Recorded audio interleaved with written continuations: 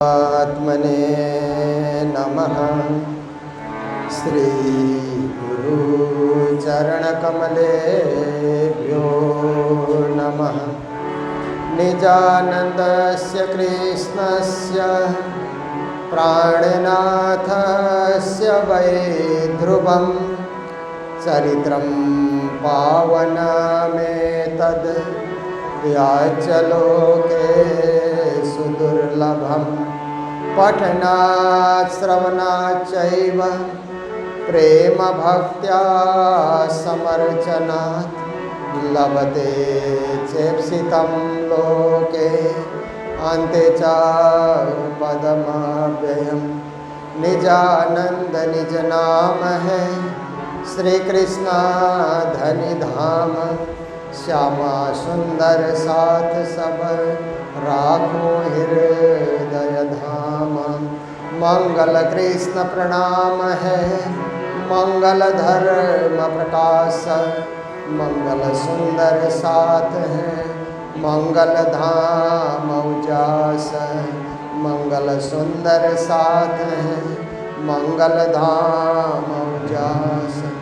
बोलो वृंदावन बिहारी लाल के, श्री निजानंद स्वामी के, श्री प्राणनाथ प्यारे के, गुरु जी मंगलदास महाराज के, श्री कृष्ण प्रणामी धर्म के, सर्व सुंदर साथ के। मेरे तो आधार राज श्यामा के चरनार बिंद। मेरे तो आधार राज श्यामा के चरनार बिंद। मेरे तो आधार राज श्यामा के चरनार बिंद।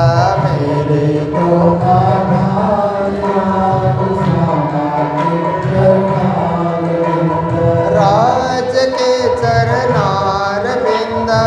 राज के चरनार बिंद। श्यामा के चरनार बिंद। श्यामा के चरनार बिंद। राज के चरनार बिंद। राज के चरनार बिंद। श्यामा के चरनार बिंद। श्यामा के चरनार बिंद।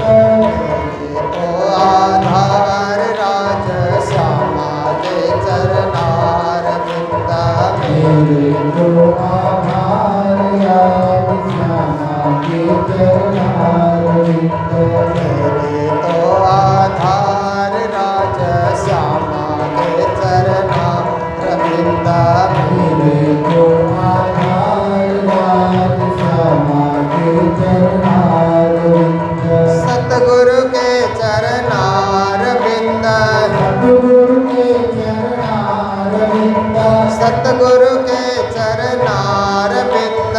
सतगुरु के चरनार बिंद। श्री जी के चरनार बिंद। श्री जी के चरनार बिंद। श्री जी के चरनार बिंद। श्री जी के चरनार बिंद। मेरे तो आधार राज श्यामा के चरनार बिंद। मेरे तो आधार राज श्यामा के चरनार बिंद। मेरे तो आधार राज श्यामा के चरनार बिंद। मेरे तो आधार राज श्यामा के चरनार बिंद। राज के चरनार बिंद। राज के चरनार बिंद। श्यामा के चरनार बिंद। श्यामा के चरनार बिंद। बोलो कृष्ण कन्हैया लाल की। परम आदरणीय श्रीमद् भागवत भूषण ज्ञान भक्ति सेवा की प्रतिमूर्ति स्वामी श्री सदानंद जी महाराज और यहाँ इस कार्यक्रम में उपस्थित रंगशाली पीताम्बर पीठ से महामंडलेश्वर श्री नारायण स्वामी जी महाराज, संत शरणानंद जी महाराज, संत फणींद्र जी महाराज, संत तिलक चैतन्य जी महाराज, संत हंसदास जी महाराज, हमारे राजस्थान से आए हुए महात्मा जी, पुजारी गण, प्रकाश शर्मा जी और उनकी टीम में काम करने वाले प्रणामी मीडिया के सदस्यगण और संगीतकार रवि जी, पवन जी, विनय जी,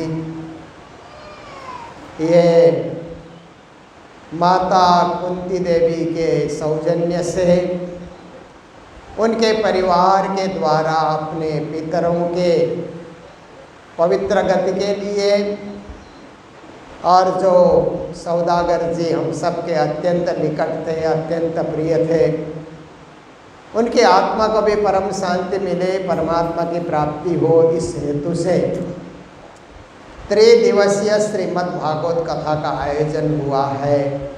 परिवार के सभी सदस्यों को भी बहुत बहुत संबोधन करते हुए और समस्त सुंदर साथ जी जो हमारे गुरुजी प्रणामी मिशन ट्रस्ट के, श्री कृष्ण प्रणामी सेवा समिति के, और हमारे सभी माताएं, सभी भाई, सभी बंधुगण, सभी सुंदर साथ, सबको कोटि कोटि करबद्ध प्रेम प्रणाम।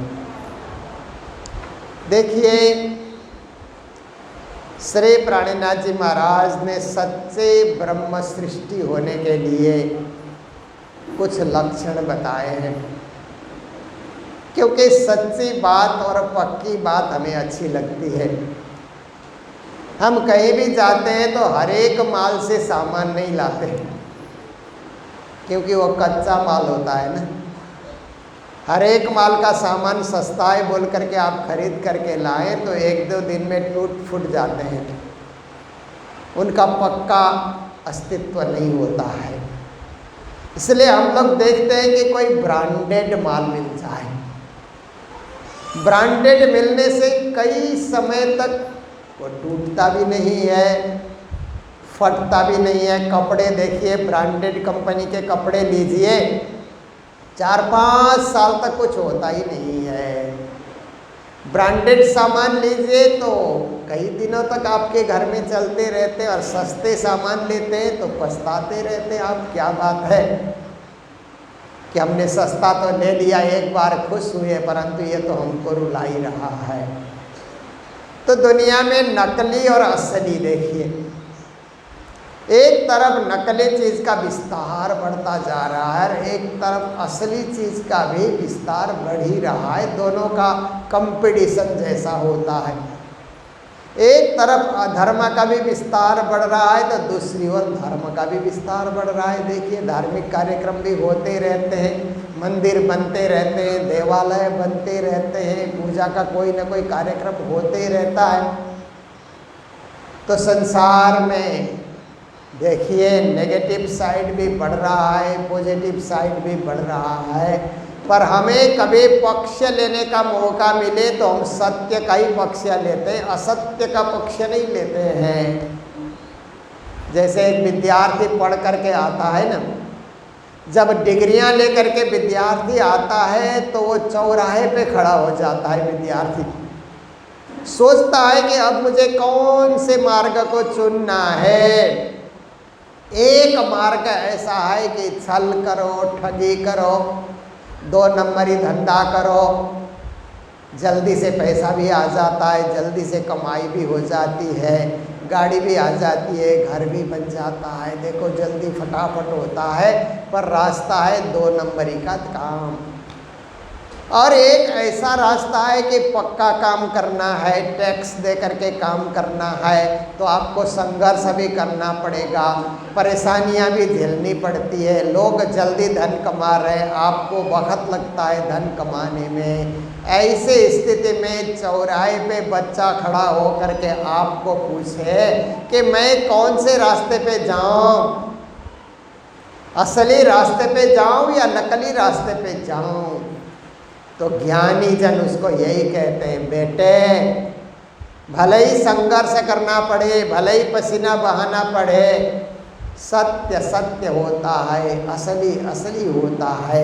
झूठ के मार्ग में जाओगे ना, कभी फंस जाओगे तो निकल नहीं पाओगे, कहीं ना कहीं अटक जाओगे। झूठ तुमको आगे बढ़ने नहीं देगा, फरेब तुमको आगे बढ़ने नहीं देगा। सत्य ही तुमको आगे बढ़ाता है, सत्य ही परमात्मा से मिलाता है, सत्य ही सुख देता है, सत्य ही शांति देता है, सत्य ही संतुष्टि देता है, और सत्य ही परब्रह्म परमात्मा की भक्ति से भी आपको जोड़ देता है। इसीलिए असली रास्ता है सत्य का रास्ता, और असली रास्ता है ज्ञान का मार्ग, जिसमें हमें आगे बढ़ना है।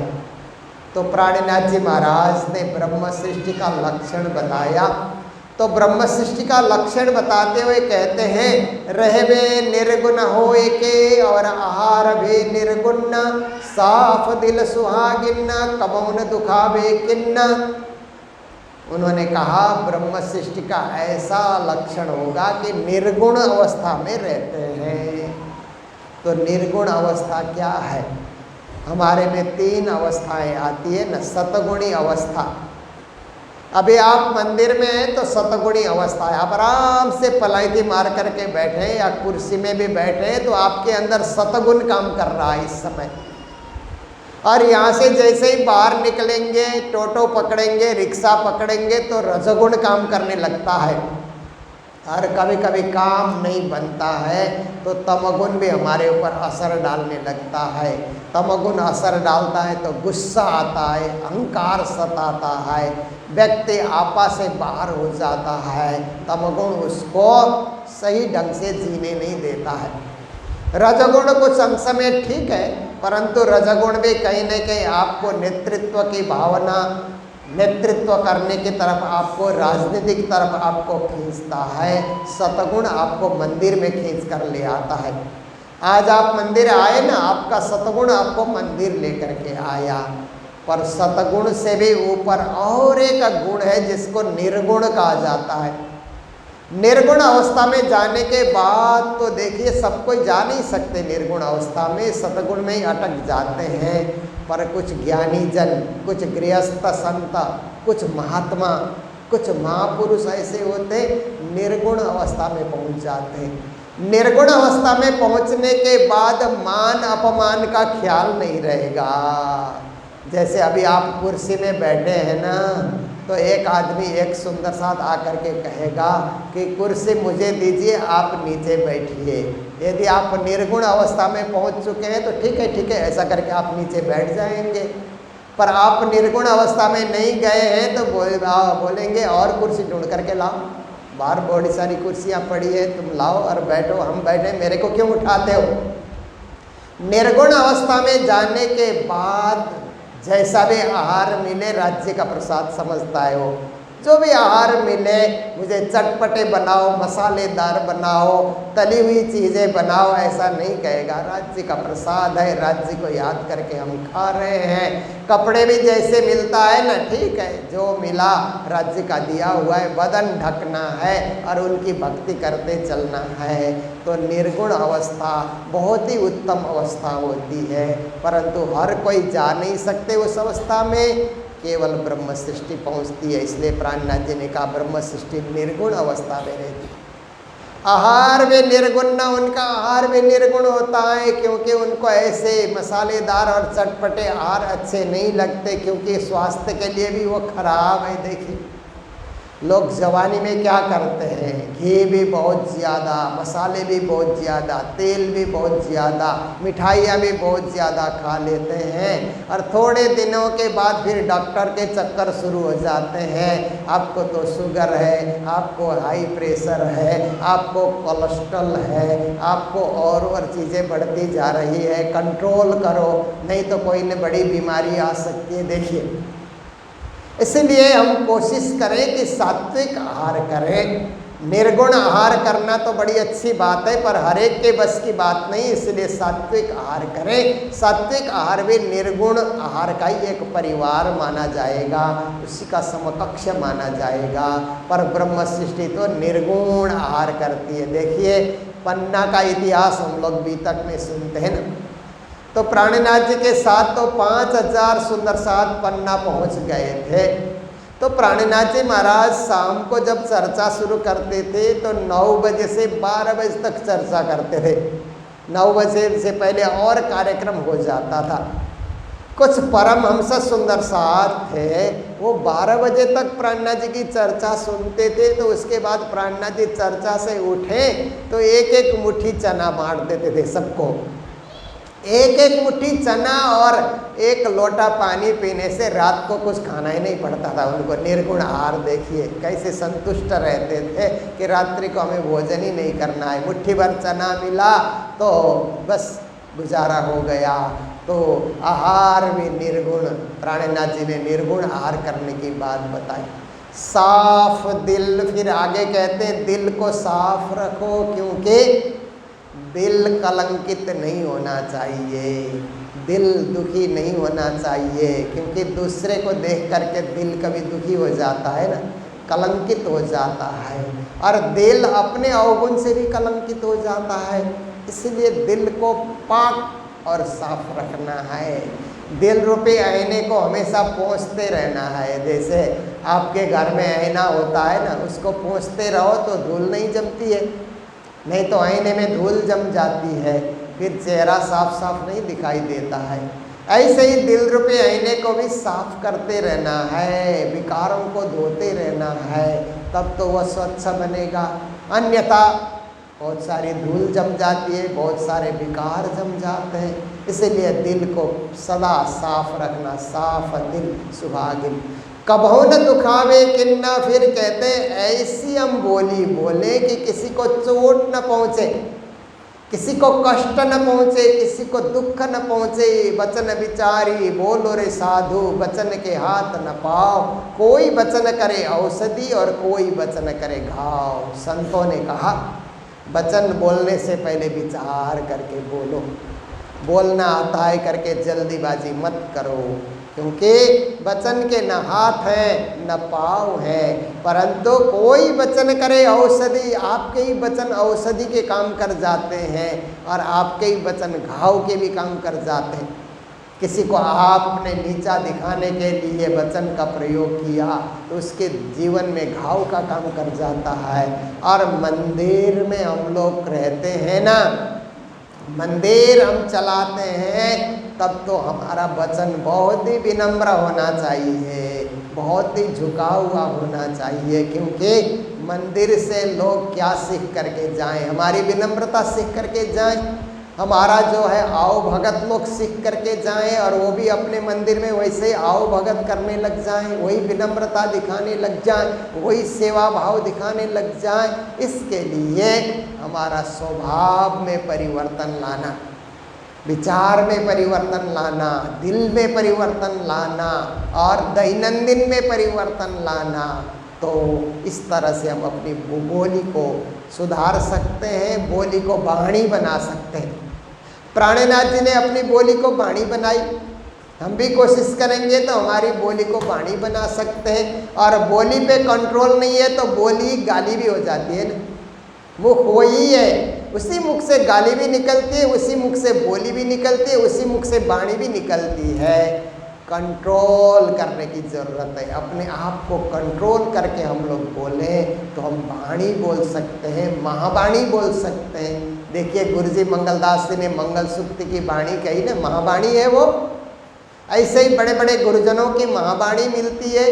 तो क्या है कि अपने बोली को भी सुधार लेना, बोली को भी पवित्र करना, ये प्राणनाथ जी की शिक्षा है। तो प्राणनाथ जी ने कहा ऐसे जो चलन चलते हैं उनको ब्रह्म सृष्टि कहा जाता है। और इसी प्रकार श्रीमद् भागवत में एक श्लोक आता है, निरपेक्षम मुनिम शांतम निर्वैरम समदर्शिनम अनुव्रजाम्यहम नित्यम पूयेतम गुरुरेणुभिः। कृष्ण कहते हैं कि मुझे निरपेक्ष लोग पसंद हैं। तो निरपेक्ष लोग कौन हैं? ये भी चाहिए, वो भी चाहिए, ये भी खरीदो, वो भी खरीदो, घर भरते रहो, घर को गोडाउन बना दो, ऐसे कई लोग होते हैं ना। पर निरपेक्ष लोग रहेंगे तो मुझे ज़रूरत है तो हम लेंगे, नहीं ज़रूरत है हम नहीं लेंगे। फालतू चीज़ें घर में हम नहीं भरेंगे। फालतू विचार हम अपने दिमाग में नहीं भरेंगे। जैसे फालतू फालतू मैसेज हमारे मोबाइल में आता है ना, तो हम तत्काल डिलीट कर देते हैं ना। फालतू फालतू लोग हमको व्हाट्सएप ग्रुप में जोड़ना चाहते हैं तो हम अलग हो जाते हैं उनसे, हम नहीं चाहते। आलतू फालतू हम पसंद नहीं करते। यही से आलतू फालतू सामान, आलतू फालतू विचार हमें ज़्यादा बटोरना नहीं है। हमें तो निरपेक्ष होकर के, अपेक्षा रहित होकर के हमें जीना है, जो कृष्ण का आदेश है। फिर कहते हैं मुनिम, हम मुनि बन करके रहें। मुनि किसको कहा जाता है? जो अपने मन को कंट्रोल करता है। मन जिसके कंट्रोल में, कंट्रोल ऑफ माइंड बोलते हैं ना, बहुत बड़ी चीज़ है, बहुत बड़ा दर्शन है। पाश्चात्य दार्शनिक कंट्रोल ऑफ माइंड में बड़ी बड़ी किताबें लिखते हैं कि अपने मन को कैसे कंट्रोल करना। और हमें तो प्रहन्नाथ जी ने बड़ा सरल उपाय बता दिया। मन के हारे हारिए, मन के जीते जीत, मन ही देवे सत्य साहेबी, और मन ही करे फजीत। मन से हारना नहीं है। मन का हारा हुआ हमेशा हारता ही रहेगा, मन का जीता हुआ हमेशा जीतता ही रहेगा। मन ही परम धाम के संपूर्ण राज्य दिलाता है, मन ही हमको परेशान करता है। इसीलिए मन को राज्य में लगाना हमारा तो बहुत सरल उपाय है। राज्य में मन लगाते रहो, काम करते जाओ, काम करते चलो, नाम जपते चलो, पाप करने से हरदम उतरते चलो, कृष्ण गोविंद गोपाल गाते चलो। देखिए कितनी अच्छी शिक्षा है हमारे लिए। इसलिए मन कंट्रोल करना। कभी कभी कुछ सुंदर साथ कहते हैं कि हमारा मन कंट्रोल होता ही नहीं है। मंत्र जाप करने से मन कंट्रोल होता है। अब जब भी मन चंचल लगता है ना, मंत्र जाप शुरू करिए, आपका मन अपने आप ही बस में हो जाएगा। निरपेक्षम मुनिम, फिर आगे कहा शांतम, आप शांत स्वभाव के बन करके रहिए। स्वभाव में अशांति नहीं होनी चाहिए, स्वभाव गड़बड़ नहीं होना चाहिए, स्वभाव लड़ने और भिड़ने वाला नहीं होना चाहिए। शांत स्वभाव, कम बोलना और ज़्यादा परमात्मा की भक्ति में डूबे रहना, ज़्यादा हल्ला नहीं करना, शोर शराबा नहीं करना, दिखावा नहीं करना, बस शांत होकर के रहना। निरपेक्षम मुनिम शांतम, निर्वैरम। और एक शब्द कृष्ण ने प्रयोग किया कि ज़्यादा बैर भाव भी नहीं रखो, क्योंकि कभी परिवार में ही बैर भाव हो जाता है, कभी तो पति और पत्नी में भी बैर भाव हो जाता है ना, कभी बाप बेटे में बैर भाव हो जाता है। देखिए ना, सास बहू में बैर भाव हो जाता है। कृष्ण कहते हैं बैर भाव न रखो, उसको मिटाओ। बैर भाव आ भी जाए तो उसको शांत करो, उसको मिटा दो। बैर भाव रखने से नुकसान बढ़ता है, इसलिए बैर भाव आने नहीं देना चाहिए। निर्वैरम, हम किसी से बैर करें ही नहीं, सबके साथ मित्रवत व्यवहार करें। श्यामा जी ना अंग हो सुंदर साथ, ऐसा व्यवहार हम लोग करें, किसी से बैर हम क्यों करें। फिर कहते हैं समदर्शिनम, फिर सबके साथ समदर्शी बनना है, क्योंकि ये मेरा ये तेरा ऐसा नहीं रखना चाहिए। ऐसा रखने से तो स्वार्थ झलकता है ना। इसीलिए समदर्शी, सब मेरे सुंदर साथ, सब मेरा परिवार, वसुधैव कुटुंबकम, विश्व ही मेरा परिवार, ऐसा सोच करके समदर्शी हमको होना है। तो कृष्ण कहते हैं ऐसे गुण जिन लोगों में होता है, वास्तव में वही ब्रह्म सृष्टि है, वही गोपियाँ हैं, वही सखियाँ हैं, वही परमहंस हैं। तो कृष्ण कहते हैं अनुव्रजाम्य हम नित्यम कहते हैं। ऐसे जो भक्त, ऐसे जो संत, ऐसे जो परमहंस त्यागी मिलते हैं ना, तो वो जिस मार्ग से चलते हैं मैं उनके पीछे पीछे चलता हूँ। क्यों चलता हूँ? कि उनके पाँव की धूल को लेने के लिए, चरण रस लेने के लिए। कृष्ण को उनके चरण रस अच्छे लगते हैं। ऐसे लोग जहाँ चलते हैं ना, भूमि को भी पावन बना देते हैं। उनके चरण रस को पाने के लिए परमात्मा खुद तरसते हैं, ऐसा भी कहा जाता है। परमात्मा चरण रस ले न ले ये दूसरी बात है, पर हम अपने जीवन को तो साध सकते हैं, जीवन को सही दिशा दे सकते हैं। गलत मार्ग को छोड़ करके सही मार्ग में हम आगे बढ़ सकते हैं। ये शिक्षा श्रीमद् भागवत की भी है एक तरफ, और एक तरफ महामती प्राणनाथ जी की भी यही शिक्षा है। दोनों शिक्षा का संगम जब हो जाता है ना, तो तो हमें उसमें स्नान करने का और अपने विकारों को धोने का, निर्विकार बनने का मौका मिलता है। तो आज कथा का दूसरा दिन है और हम लोग तो नेपाल सलकपुर में अक्षय तृतीया का मेला लगता है। गुरु महाराज के बहुत सारे मंदिर हैं। गुरु जी मंगलदास जी जहाँ भी गए, जहाँ भी पाँव रखा ना, वहीं मंदिर बन गया। उन्होंने अपने जवानी में जीवन में बनाया, नहीं तो उनके बाद भी मंदिर बनते गए। उनके वार्षिक मेले आते हैं तो मुझे जाना पड़ता है।